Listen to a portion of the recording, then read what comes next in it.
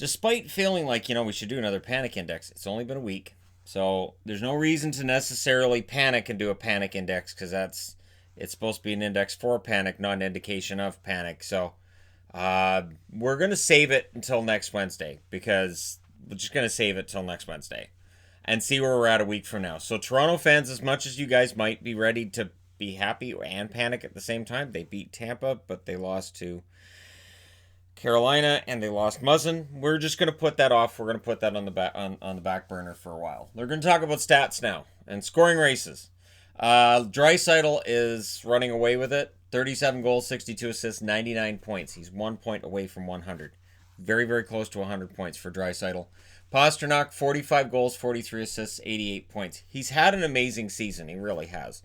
And it's a good thing they've got him signed to a contract, or else if he was coming up this year, oh boy.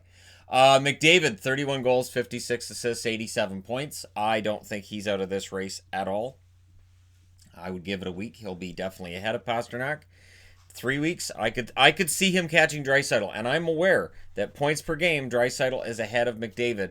But down the stretch, McDavid over the first few years of his career has been pretty good down the stretch. Panarin, 32 goals, 53 assists, 85 points. Absolutely fantastic first season with the Rangers for him. McKinnon, 33 goals, 51 assists, 84 points. I would still lean towards him for Hart. But again, Draisaitl with 99 points, it's going to be hard to defeat that when it comes to Hart considerations. Goals leaders in the NHL. It's down to these three as far as I can tell. Pastrnak, 45 goals. Ovechkin and Matthews both have 43. So excellent seasons for all three players. Matthews is having a really good season. It kind of gets lost in all of the other drama around the Toronto Maple Leafs, but Matthews is going to score 50. He isn't going to get 100 points, but 50 goals is still pretty darn good season. Now, penalty minutes. Evander Kane kind of has that wrapped up with 110, but Brady Tkachuk has 104. So we'll see if Tkachuk ends up being the number one guy in penalty minutes in the NHL this year. Nazem Kadri, 97. Goodbranson, 95. They're both out. And Brendan Dillon with 89. And Dillon, in impressing his new teammates and his new employer, could very well rack up some penalty minutes in order to further impress them. Power play goals. Pastrnak, 19, leads the NHL. I think it's pretty much a given he's going to win that part of the scoring title. Draisaitl, 13. Neal and Ovechkin both have 12. So, yeah, power play goals, that goes to Pastrnak. And I know they don't give out any awards for power play goals, but it's noteworthy that he has so many. Shorthanded goals. Nemesnikov, Tierney, and Hayes all have 4. Chris Tierney having 4 shorthanded goals is part of the reason why I'm kind of surprised he's still a member of the Senators. But, Nemesnikov and his 4 shorthanded goals going to Colorado. We'll see whether or not he can add a 5th with the Colorado Avalanche. He's very dangerous shorthanded. Now, goaltending. I did that in black. Vasilevsky leads the wins parade with 32. He hasn't had any in his last couple of starts.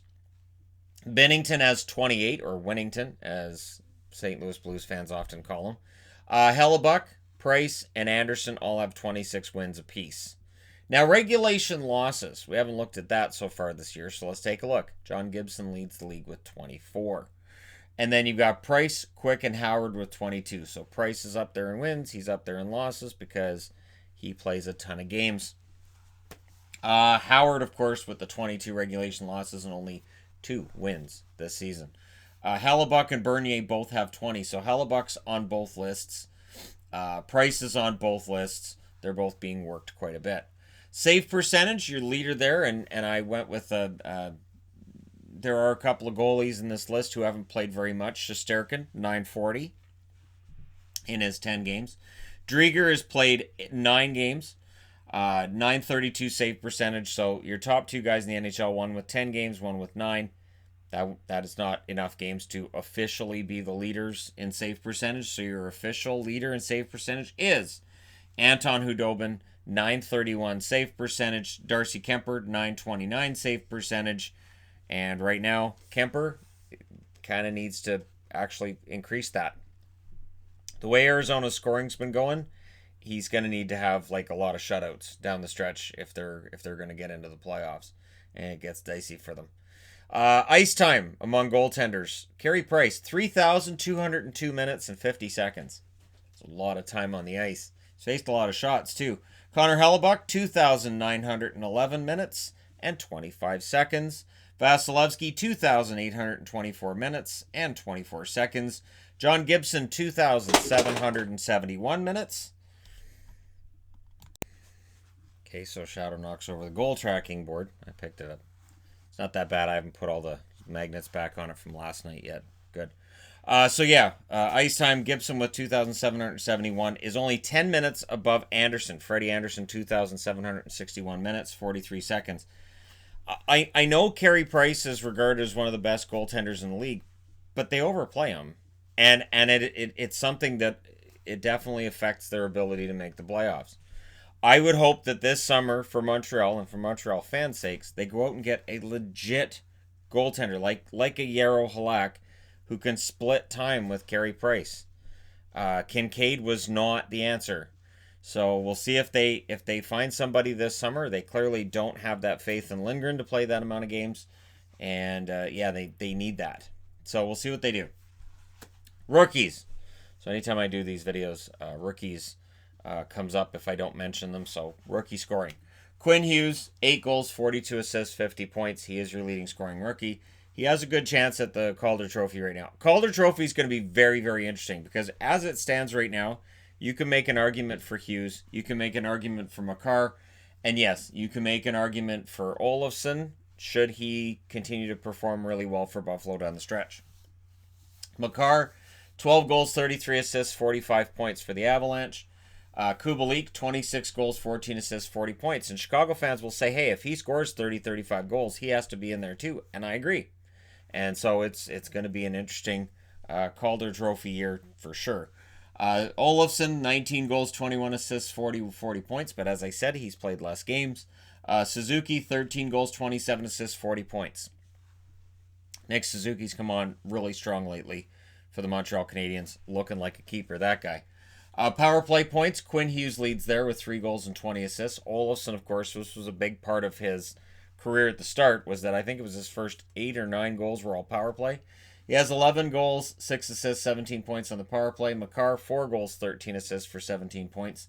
Suzuki, 6 goals, 8 assists. And Fox shows up on here as well. A goal and 12 assists for the Rangers on their blue line. Ice time leaders, Quinn Hughes leads there with 21 minutes and 43 seconds on average. This is also where Ethan Bear shows up. 21 minutes and 41 seconds on average. And Cale Makar, 20 minutes, 55 seconds on average for the Colorado Avalanche. So one of those names will probably end up being your Rookie of the Year. And I know people are going to say, well, what about a goaltender? Yep, Mackenzie Blackwood likely will end up in that conversation as well. It's going to be a very interesting year for Calder. As soon as they announce the top 3, there will be at least 3 fan bases that are ticked off that their rookie didn't hit the top 3. And then when they announce who won it, the 2 fan bases of the players that don't win it won't be very happy that they didn't because the Calder is that close this year. So there you go. Let me know your thoughts in the comment section below as always. Don't forget to hit like and subscribe if you're browsing your way through. You just happened upon this video. And happy Wednesday, everybody. Don't forget to hit those like and subscribe buttons because they've been very popular this week. And so let's keep that popularity up. Thank you guys for all your support. I will talk to you again soon.